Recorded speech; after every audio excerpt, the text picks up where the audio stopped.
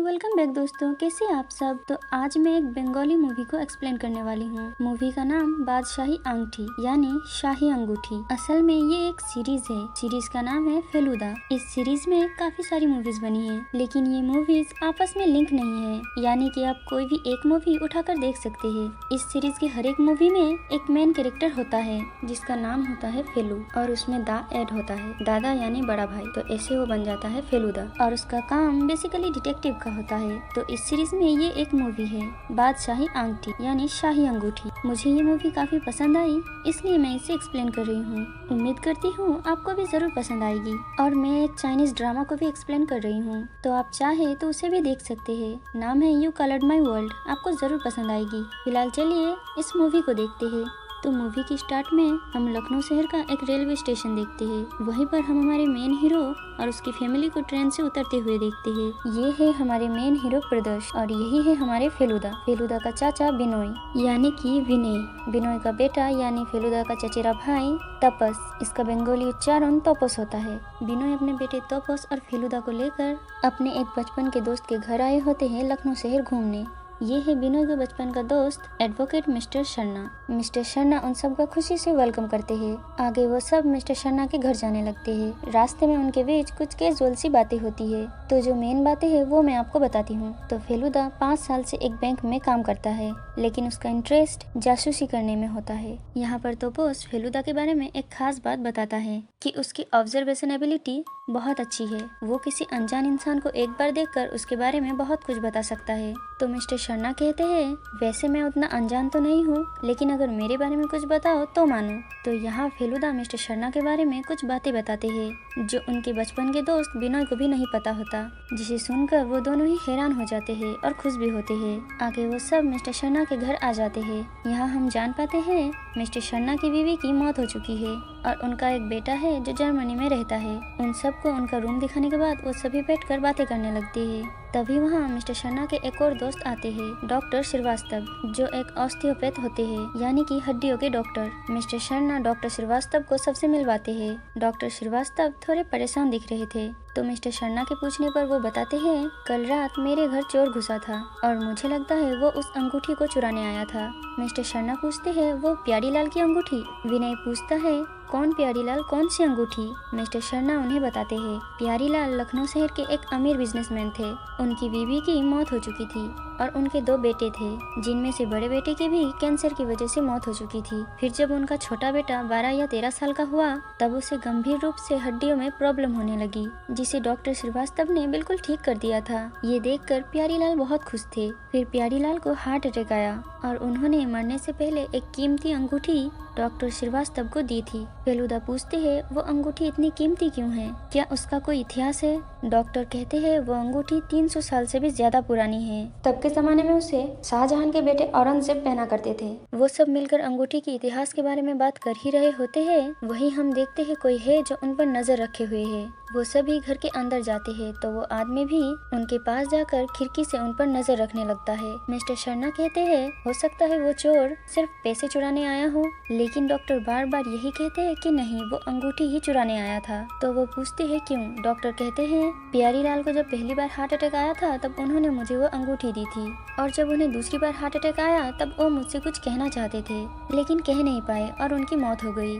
और वो सिर्फ एक ही शब्द कह पाए थे, और वो था स्पाई। अब इस स्पाई का क्या राज है ये हमें आगे पता चलेगा। डॉक्टर श्रीवास्तव को परेशान देखकर मिस्टर शर्मा कहते हैं, अगर आप चाहे तो वो अंगूठी मेरे पास रख सकते हैं। जब आपके मन से डर निकल जाए तब आप वो अंगूठी लेकर जाना। ये सुन डॉक्टर श्रीवास्तव खुश होकर कहते हैं, मैं यही सुनना चाहता था। और वो अंगूठी अपनी जेब से निकालता है। अंगूठी देखकर वे सभी हैरान हो जाते हैं, क्योंकि वो अंगूठी बेहद पुरानी, कीमती और खूबसूरत थी। फेलुदा उस अंगूठी को देखते ही बता देते हैं कौन सा स्टोन डायमंड है और कौन सा रूबी। उसके बाद डॉक्टर श्रीवास्तव एक और शख्स के बारे में बताते हैं, जिनका नाम है बोनो बिहारी सरकार, और उनके होते हुए कोई भी चोर मोहल्ले में नहीं घुसते। फेलुदा पूछते हैं, क्या ये कोई पुलिस है? वो कहते हैं, नहीं, लेकिन पुलिस से भी ज्यादा है, क्योंकि उनका एक बड़ा बिजनेस था एनिमल सप्लाई का।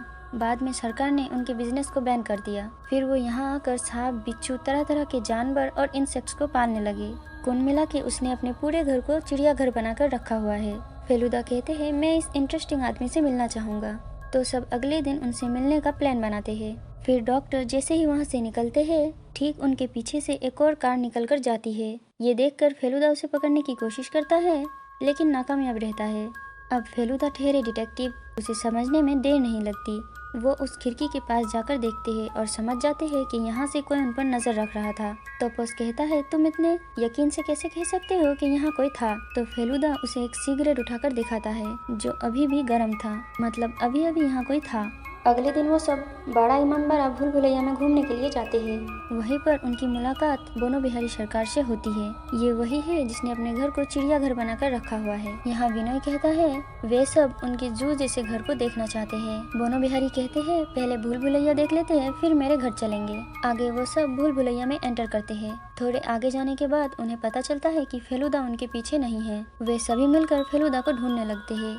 कुछ देर बाद फेलुदा उनके सामने आते हुए कहते हैं, मैं यहाँ हूँ। अब फेलुदा कहाँ था और लेट कैसे हुआ ये हमें आगे पता चलेगा। फिर जब वो सब बाहर आते हैं तो वो सब एक शख्स से मिलते हैं। अब आपको याद होगा मैंने बताया था कि प्यारीलाल का एक छोटा बेटा था जिसकी हड्डियों में प्रॉब्लम थी, जिसे डॉक्टर श्रीवास्तव ने ठीक किया था। तो ये वही प्यारीलाल का छोटा बेटा है, महावीर, जो अब बड़ा हो चुका है और मुंबई में एक्टिंग करता है। महावीर बोनो बिहारी को देखकर थोड़ा कंफ्यूज होता है और उनसे कहता है, मैंने शायद आपको कहीं देखा है। बोनो बिहारी कहते हैं, तुमसे तो नहीं, लेकिन मैं तुम्हारे पापा से मिला था। फिर महावीर वहाँ से चला जाता है और ये सब बोनो बिहारी के घर आते हैं। यहाँ पर हम एक और आदमी गणेश को देखते हैं जो यहाँ रहकर जानवरों की देखभाल करता है। बोनो बिहारी उन सबको अपने जानवरों और कीड़े मकोड़ों से मिलाता है। American rattlesnake, American blue scorpion बिच्छू, अफ्रीकन ब्लैक विडो स्पाइडर। बोनो बिहारी इन सबको इनके बारे में कुछ बातें बताता है, खासकर उस मकड़ी के बारे में कि वो कितना जहरीला है इत्यादि। आगे जब वो सब बैठकर बातें कर रहे होते हैं तब फेलुदा को वहाँ एक कमरा दिखता है जिस पर ताला लगा हुआ होता है। पूछने पर बोनो बिहारी कहते हैं वो एक खाली कमरा है और बहुत सालों से बंद है। फेलुदा कहते हैं, फिर तो हाल ही में ताला बदला गया है क्योंकि इस ताले पर जंग नहीं लगा हुआ है। बोनो बिहारी कहते हैं, पुराने ताले पर काफी जंग लग गया था इसलिए बदलना पड़ा।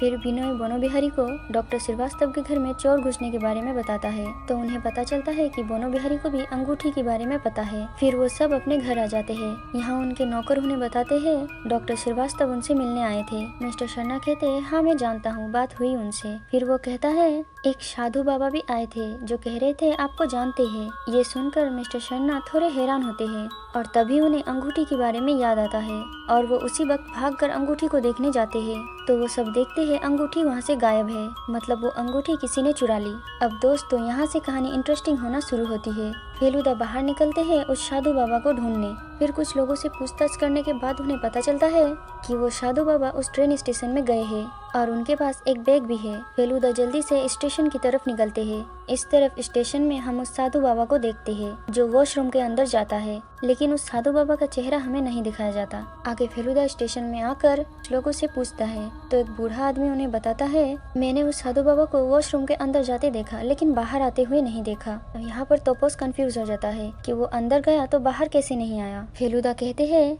उस साधु बाबा के पास बैग था और यूजुअली साधु बाबाओं के पास बैग नहीं होते। तोपोस समझ जाता है कि फेलुदा क्या कहने की कोशिश कर रही है। असल में वो आदमी कोई साधु बाबा था ही नहीं, वो साधु बाबा का भेष लेकर आया था। वो साधु बाबा का गेटअप लेकर अंदर गया और उसके बैग से अपने असली कपड़े पहनकर बाहर आ गया। इसलिए उसे अंदर जाते तो देखा लेकिन बाहर आते किसी ने नहीं देखा। तभी फेलुदा के ऊपर कोई कागज फेंकता है।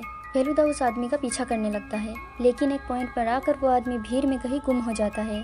फेलुदा उस आदमी को नहीं देख पाता।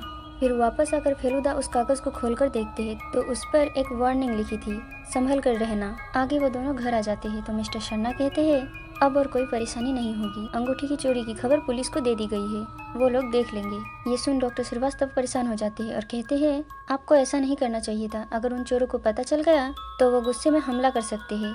फिर फेलुदा डॉक्टर से महावीर के बारे में कुछ सवाल पूछते हैं, जैसे क्या महावीर को अंगूठी के बारे में पता है, क्या उसे पता है कि उसके पापा ने ये अंगूठी आपको दी है, क्या उसे पैसों की कोई प्रॉब्लम है। डॉक्टर कहते हैं इन सब के बारे में तो मुझे ठीक से नहीं पता, लेकिन प्यारीलाल ने अपनी सारी दौलत अपने बेटे महावीर के नाम ही कर गया है और वो एक्टिंग भी करता है, तो पैसों के प्रॉब्लम का तो कोई सवाल ही नहीं उठता। आगे फेलुदा तपस के साथ इस बारे में डिस्कस कर रहे होते हैं। वो कुछ लोगों का नाम लेकर अपना शक जाहिर करता है, जैसे महावीर को अंगूठी के बारे में कितना पता था, प्यारीलाल ने मरने से पहले स्पाई क्यों कहा, क्या महावीर ही वो साधु बाबा था, और बोनो बिहारी ने अपने पूरे घर को चिड़ियाघर क्यों बना रखा है। इन सब के पीछे कोई बहुत बड़ा राज है। आगे रात में जब सब सो रहे होते हैं तो कोई फेलुदा के कमरे की खिड़की के बाहर से एक रुमाल और डंडे के जरिए उन्हें बेहोश करने की कोशिश करता है, लेकिन उसी वक्त तपस की नींद खुल जाती है और वो फेलुदा को जगा देता है। ये देख वो आदमी भाग जाता है। फेलुदा को पता चल जाता है कि रुमाल में क्लोरोफॉर्म था, कोई उन्हें बेहोश करना चाहता था। अगले दिन वो सब रेसिडेंसी में घूमने के लिए जाते हैं।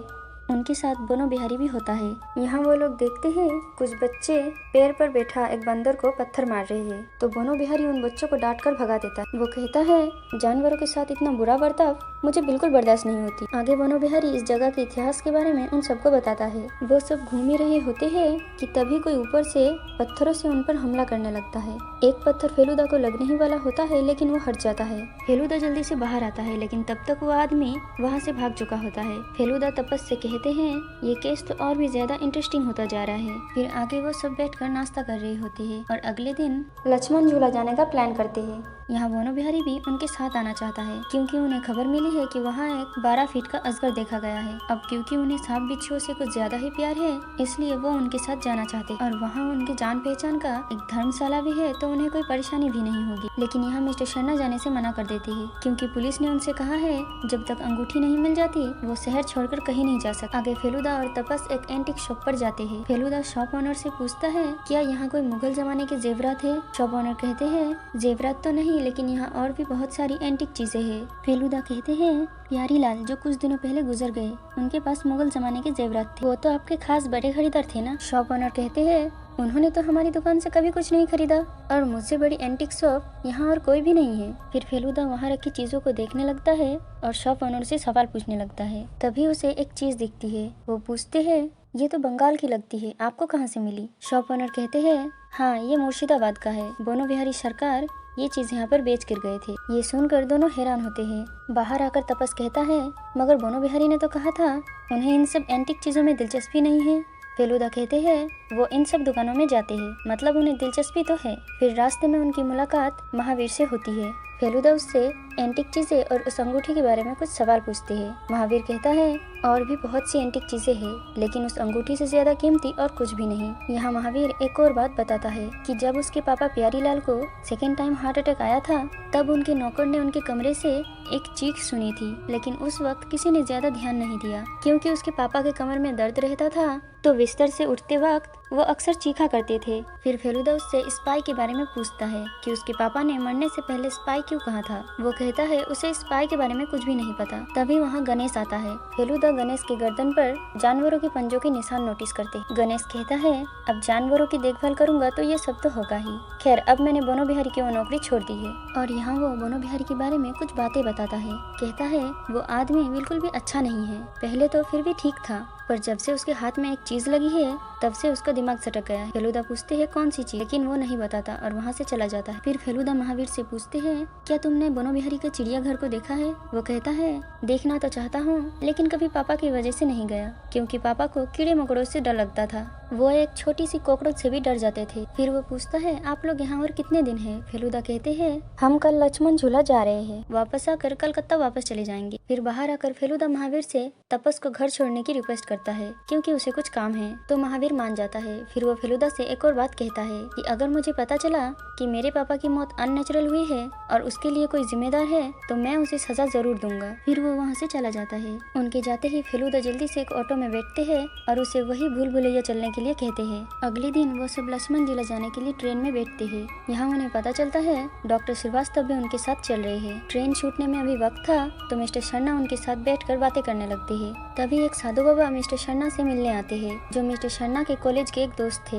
उन्हें पता चलता है यही वो साधु बाबा है जो मिस्टर शर्मा से मिलने उनके घर गए थे। ट्रेन छूटने वाली थी इसलिए वो दोनों उतर जाते हैं और इधर ट्रेन में ये सब हैरान होते हैं कि अगर यही वो साधु बाबा है तो वो अंगूठी किसने चुराई। तभी तोपस को ऊपर सोया हुआ एक आदमी दिखता है जो बहुत ज्यादा खराटे ले रहा था। तपस सिर्फ उसके पैर ही देख पाता है। फिर बोनो बिहारी डॉक्टर श्रीवास्तव से पूछते हैं, प्यारीलाल के हार्ट अटैक में आपको क्यों बुलाया था? आप तो हड्डियों के डॉक्टर है ना? डॉक्टर कहते हैं, हड्डियों का डॉक्टर हार्ट अटैक का इलाज नहीं कर सकता, ऐसी तो कोई बात नहीं है। और आप मुझसे ऐसा क्यों पूछ रहे हैं? क्या आप मुझ पर शक कर रहे हैं? बोनो बिहारी कहते हैं, प्यारीलाल ने वो अंगूठी आपको दी थी, इस बात का कोई सबूत नहीं है। एक चीज एक हाथ से दूसरे हाथ तो गई, लेकिन किसी को पता भी नहीं चला। डॉक्टर कहते हैं, आप कहना क्या चाहते हैं कि मैंने वो अंगूठी प्यारीलाल के घर से चुराई, फिर मिस्टर सरना को रखने दिया और दोबारा फिर मैंने ही वो अंगूठी चुरा लिया? बोनो बिहारी कहते हैं, आपकी जगह अगर मैं होता तो शायद मैं भी यही करता। आपके घर चोर घुसा तो आपने डर से वो अंगूठी मिस्टर सरना को रखने दे दिया, फिर इस डर से कि वो अंगूठी वहाँ से भी चोरी ना हो जाए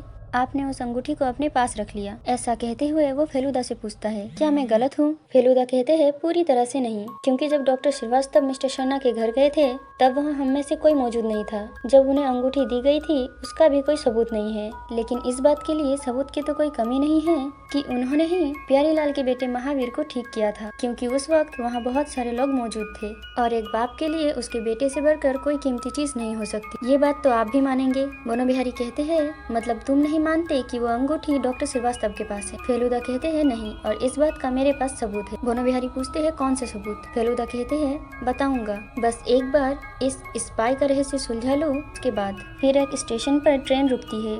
फेलुदा और तपस चाय पीने के लिए नीचे उतरते हैं। तपस फेलुदा से कहता है, डॉक्टर श्रीवास्तव अंगूठी नहीं चुरा सकते, वो तो कितने अच्छे और शांत स्वभाव के हैं। फेलुदा कहते हैं, हर कहानी में हमेशा जिसे पहले से अच्छा और शांत स्वभाव का बताया जाता है, एंड में ज्यादातर वही मुजरिम निकलता है। तभी फिर से कोई फेलुदा के ऊपर कागज फेंकता है। खोलने पर दोबारा वही वार्निंग लिखी थी, संभल कर रहना। फेलुदा समझ जाते हैं वो आदमी उन्हीं के साथ उसी ट्रेन में चल रहा है। आगे फिर से सब ट्रेन में होते हैं। फेलुदा एक गाना गुनगुना रहा होता है, जिसे सुनते ही बोनो बिहारी उस गाने की सिंगर की तारीफ करने लगते हैं। फिर वो अपना मोबाइल निकालते हुए कहते हैं, रुको, तुम लोगों को मैं अपने कुछ पसंदीदा गाना सुनाता हूँ। और गाने के नाम पर वो उन्हें हाइना, स्नेक, अलग अलग जानवरों की आवाज सुनाने लगता है, जिसे सुनकर ट्रेन में बैठे बाकी पैसेंजर्स को अजीब लगता है, शायद इन्हें जानवरों से कुछ ज्यादा ही प्यारे है। फिर वो सब बोनो बिहारी की कही हुई जगह पर पहुँच जाते हैं और फिर फेलुदा और तपस घूमने के लिए निकलते हैं। फेलुदा तपस को एक जगह पर लेकर आता है। फिर फेलुदा सिगरेट पीने के लिए मैच बॉक्स खोलता है। तभी तपस को उस मैच बॉक्स के अंदर कोई चीज चमकती हुई दिखती है। तपस पूछता है,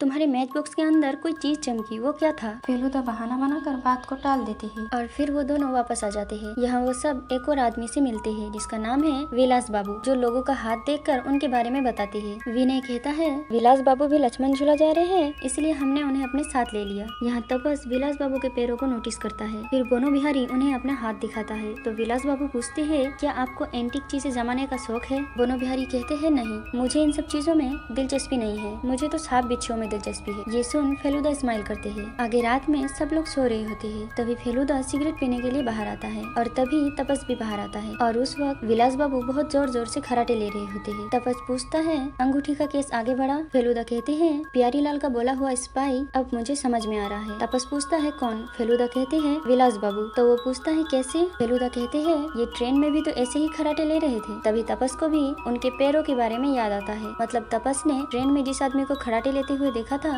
वो विलास बाबू थे, वो उन लोगों के साथ उसी ट्रेन में थे। तभी तपस फेलुदा से कहता है, एक बात बोलूं, वो अंगूठी तुम्हारे पास है ना? और दोस्तों तभी हमें पता चलता है कि वो अंगूठी और किसी के पास नहीं बल्कि फेलुदा के पास ही मौजूद है। फेलुदा कहते हैं, हाँ, वो अंगूठी पहले दिन से ही मेरे पास थी। यहाँ फेलुदा तपस को सब कुछ बताता है। डॉक्टर श्रीवास्तव के अंगूठी देने के बाद उसी रात सबके सो जाने के बाद फेलुदा ने वो अंगूठी निकाल ली, नहीं चोरी करने के लिए नहीं, बल्कि असली चोर के हाथ से बचाने के लिए, क्योंकि डॉक्टर श्रीवास्तव के घर में चोर घुसा था उस अंगूठी को चुराने के लिए। इसलिए फेलुदा ने वो अंगूठी अपने पास रखी और ये भी जानने के लिए कि उस अंगूठी का पीछा कौन कर रहा है। उस रात को अंगूठी चुराने के बाद अगली सुबह फेलुदा ने उस अंगूठी को भूल भुलैया में छिपा दी थी। अब आपको याद होगा जब सब लोग भूल भुलैया के अंदर गए थे तब फेलुदा उनके पीछे से कुछ देर के लिए गायब हो गया था और सब उन्हें ढूंढ रहे थे। तो उस वक्त फेलुदा उस अंगूठी को छिपा रहे थे। फेलुदा ने उस अंगूठी को एक च्युइंगम की मदद से एक जगह पर चिपका दिया था और साथ ही पेंसिल से उस जगह को मार्क करते हुए जा रहा था ताकि जब वो अंगूठी निकालने आए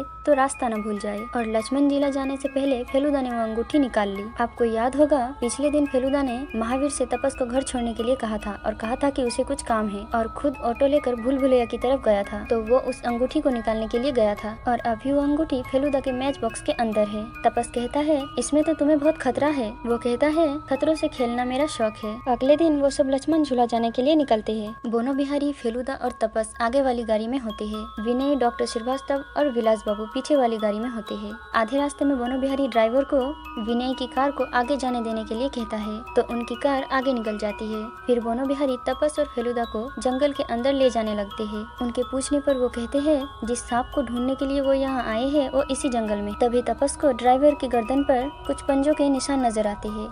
उसे शक होता है। फिर बोनो बिहारी उन दोनों को जंगल के अंदर बने एक छोटे से घर में लेकर जाता है। घर के अंदर आते ही बोनो बिहारी फेलुदा से डायरेक्टली वो अंगूठी मांगते हैं। वो दोनों हैरान होते हैं। फेलुदा पूछते हैं वो अंगूठी मेरे पास है, आपको कैसे पता? बोनो बिहारी कहते हैं अंगूठी तुम्हारे पास है, इस बात का शक मुझे पहले से ही था और अब मेरे पास सबूत भी है। फेलुदा पूछते हैं कैसा सबूत? तो वो कल रात की बात बताता है। तो अब हम बोनो बिहारी के पॉइंट ऑफ व्यू से देखते हैं। तो जब कल रात को फेलुदा तपस को सारी बातें बता रहा था तो उस वक्त बोनो बिहारी जगे हुए थे क्योंकि विलास बाबू के खनाटों की वजह से उन्हें नींद नहीं आ रही थी। बोनो बिहारी ने उनकी सारी बातें फोन में रिकॉर्ड कर ली थी। फिर वो कहता है अभी मेरी अंगूठी मुझे चाहिए। फेलुदा कहते हैं वो अंगूठी आपकी है, इस बात का आपके पास क्या सबूत है? तो बोनो बिहारी अपनी कहानी बताते हैं। 25 साल पहले बोनो बिहारी ने कलकत्ता में उस अंगूठी को खरीदा था। उसके कुछ दिन बाद उनकी मुलाकात प्यारीलाल से हुई। बोनो बिहारी ने प्यारीलाल को वो अंगूठी दिखाई। अंगूठी को देखकर प्यारीलाल की नीयत खराब हो गई। बोनो बिहारी को नहीं पता था कि प्यारीलाल को एंटीक चीजों का शौक है और 2 दिन बाद बोनो बिहारी के घर से वो अंगूठी चोरी हो गई। पुलिस ने काफी खोजबीन की लेकिन वो चोर पकड़ा नहीं गया। फिर लखनऊ आने के बाद बोनो बिहारी ने वो अंगूठी डॉक्टर श्रीवास्तव के पास देखी। तब उन्हें पता चला प्यारीलाल ने वो अंगूठी चुरा कर डॉक्टर श्रीवास्तव को दी है। इसलिए प्यारीलाल को पहली बार हार्ट अटैक आने के बाद बोनो बिहारी उनसे अंगूठी के बारे में पूछने के लिए गए थे, लेकिन प्यारीलाल ने साफ साफ इनकार कर दिया। कहा उन्होंने वो अंगूठी बोनो बिहारी के हाथ में कभी देखी ही नहीं, लेकिन अंगूठी की रिसिप्ट बोनो बिहारी के पास आज भी मौजूद है। ये सब सच सुनने के बाद फेलुदा कहते हैं ठीक है, अभी मैं आपसे एक सवाल पूछूंगा और आप मुझे उसका जवाब देंगे। बोनो बिहारी कहते हैं पहले अंगूठी मेरे हाथ में रखो, उसके बाद मैं तुम्हारे सवाल का जवाब दूंगा। फेलुदा कहते हैं कमाल की बात है, अभी आप में जरा भी सब्र नहीं है, लेकिन इतने दिनों से अपने असिस्टेंट गणेश को देकर अंगूठी चुराने की कोशिश कर रहे थे, तब तो आप में बहुत सब्र था। यहाँ फेलुदा उन्हें पूरी कहानी बताता है। डॉक्टर श्रीवास्तव के घर में जो चोर घुसा था वो आपका असिस्टेंट गणेश था। हमें क्लोरोफॉर्म से बेहोश करने की कोशिश करने वाला भी गणेश था। हम पर पत्थर फेंकने वाला, धमकियों से भरा पेपर मुझ पर फेंकने वाला भी गणेश था। यहाँ तक कि वो हमारे साथ उसी ट्रेन में लक्ष्मण जिला आया और अभी वो ड्राइवर बनकर हमारे साथ इसी जंगल में मौजूद है। क्यों, सही कह रहा हूँ ना? बोनो बिहारी कहते हैं उसने ये सब मेरे कहने पर किया और उससे भी बड़े गुनहगार तुम हो। जो वो अंगूठी तुमने अपने पास रखी है उस पर तुम्हारा कोई हक नहीं है। मेरी अंगूठी मुझे वापस दो। फेलुदा कहते हैं वो अंगूठी आपने खून करके चुराने की कोशिश की है। बोनो बिहारी गुस्से में कहते हैं तुम्हारी हिम्मत कैसी हुई मुझे खूनी कहने की? मैंने कोई खून नहीं किया। तो फेलुदा पूरी कहानी रिवील करता है और यहाँ पर खुलता है असली राज। जो कहानी बोनो बिहारी ने सुनाई वही कहानी फेलुदा अपने पॉइंट ऑफ व्यू से सुनाता है। तो कहानी कुछ ऐसी है। 25 साल पहले प्यारीलाल ने कलकत्ते में वो अंगूठी खरीदी थी। कुछ दिनों बाद उनकी मुलाकात बोनो बिहारी से हुई। उन्होंने वो अंगूठी बोनो बिहारी को दिखाई, जिससे बोनो बिहारी की नीयत खराब हुई क्योंकि बोनो बिहारी को एंटीक चीजें जमा करने का शौक था। और ऐसे ही बहुत सी एंटीक चीजें बोनो बिहारी के घर के उस कमरे में मौजूद है जिस कमरे को फेलुदा ने ताला लगा हुआ देखा और फेलुदा के पूछने पर बोनो बिहारी ने उस कमरे को खाली बताया था। उसी कमरे को सुरक्षित रखने के लिए बोनो बिहारी अपने घर में सांप, बिच्छू और जंगली जानवरों को पालते हैं ताकि उनके घर में कोई चोर न घुसे। उस अंगूठी को पाने के लिए प्यारीलाल की फर्स्ट हार्ट अटैक के बाद बोनो बिहारी उनसे मिलने के बहाने उनके घर गए और बोनो बिहारी को यह बात बहुत अच्छे से पता था कि प्यारीलाल को कीड़े मकोड़ों से डर लगता है। वो एक छोटे से कॉकरोच से भी डर जाते हैं। इसी बात का फायदा उठाकर बोनो बिहारी अपने अफ्रीकन जहरीले स्पाइडर को साथ लेकर गए। उन्हें लगा था प्यारीलाल को डराकर वो अंगूठी हासिल कर लेंगे, लेकिन हो गया उसका उल्टा। उस स्पाइडर को देखकर प्यारीलाल इतने डर गए कि हार्ट अटैक के कारण उनकी मौत ही हो गई। और मरने से पहले प्यारीलाल डॉक्टर श्रीवास्तव को स्पाइडर बताना चाहते थे, लेकिन पूरी बात बताने से पहले ही उनकी मौत हो गई। वो सिर्फ स्पाई ही कह पाए और स्पाइडर का बन गया स्पाई। फेलुदा कहते हैं वो अंगूठी आपको कभी नहीं मिलेगी और जो गुनाह आपने किया है उसकी सजा आपको जरूर मिलेगी। बोनो बिहारी गुस्से में गणेश को बुलाते हैं। गणेश अपने साथ उस रोटल स्नेक को लेकर आता है। तभी फेलुदा उनके ऊपर कोई चूरन जैसी चीज फेंकते हैं, जिस कारण गणेश गणेश को कुछ भी दिखाई नहीं देता। उस सांप को अंदर फेंककर बोनो बिहारी और गणेश बाहर से दरवाजा बंद कर देते हैं। लेकिन तभी नीचे उतरते वक्त बोनो बिहारी सीढ़ियों से नीचे गिर जाते हैं और गणेश वहाँ से भागने लगता है। लेकिन तभी वहाँ बिनोय, डॉक्टर श्रीवास्तव और विलास बाबू और एक साधु बाबा आते हैं। इस तरफ फेलुदा किसी भी तरह उस सांप को एक बॉक्स में बंद कर देते हैं। उसी वक्त गिरने की वजह से तपस के सर पे चोट आती है और वो बेहोश हो जाता है। फेलुदा दरवाजा तोड़कर तपस को बाहर लेकर आता है। यहाँ पर एक और बात पता चलती है कि विलास बाबू कोई ज्योतिषी नहीं बल्कि एक पुलिस है और वो साधु बाबा महावीर है। महावीर को बोनो बिहारी पे उसी वक्त शक हो गया था जब भूल भुलैया के बाहर बोनो बिहारी ने महावीर को पहचानने से इनकार कर दिया था। ये सारा प्लान महावीर का था, बोनो बिहारी और गणेश को पकड़ने का। इस तरफ तपस को होश आता है और वो फेलुदा के बारे में पूछता है। तभी उसे फेलुदा दूर खड़े उस अंगूठी को पहने हुए दिखते हैं और वो दोनों स्माइल करते हैं और यहीं पर ये मूवी एंड होती है। तो दोस्तों, आपको मूवी और मेरा एक्सप्लेनेशन कैसा लगा वो कमेंट करके जरूर बताइएगा। अगर अच्छा लगा हो तो एक लाइक भी कर दीजिएगा और चैनल को सब्सक्राइब करके बेल नोटिफिकेशन जरूर से ऑन कर लीजिएगा। बाकी मैं मिलती हूँ आपको अगले वीडियो में, तब तक के लिए बाय बाय।